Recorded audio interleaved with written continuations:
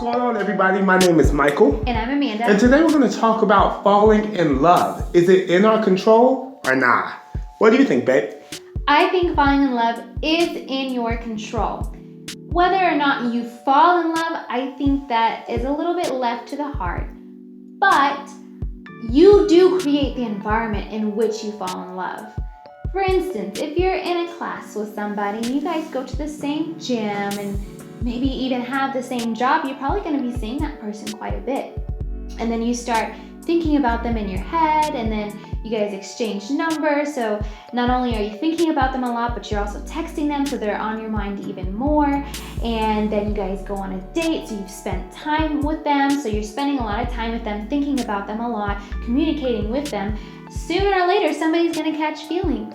And you created that environment. Maybe you couldn't have control that you work together, that you go to the same gym, or that you're in the same class, but you can control how much you think about the person. You can control whether or not you text the person. And so I think it's so important for us to recognize that we set the environment for whether or not we fall in love.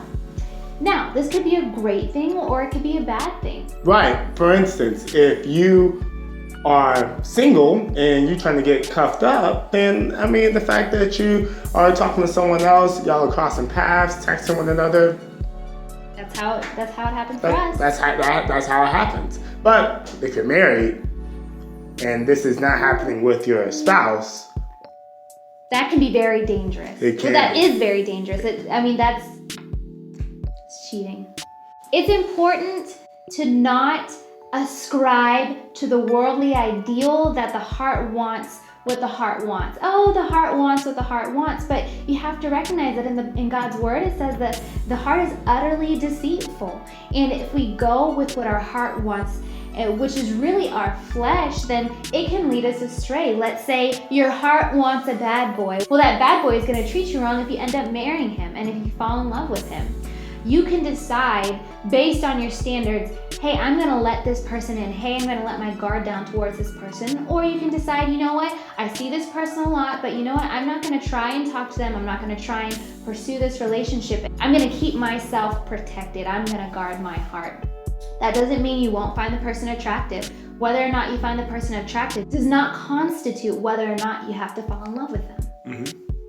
And when it comes to falling in love, let's say you're married, well, you can also foster the environment to continuously fall in love with your spouse, whether that be romantic dates or just spending time together and, having those, pillow talks at night. It's important to foster the environment to not only fall in love before, you have a spouse, but also once you have a spouse to continuously fall in love, fall head over heels for that person, because that's what's going to keep your marriage fresh and ultimately successful. That's why it's so important to have date nights and to be thinking about your spouse and your spouse cute little texts when they're at work or something like that, because that fosters the environment for falling in love or that infatuation that you really don't ever want to let go of. So you want to keep the spark alive.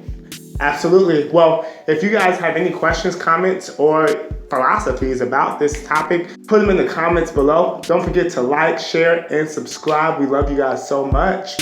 See you later. Bye. Happy New Year.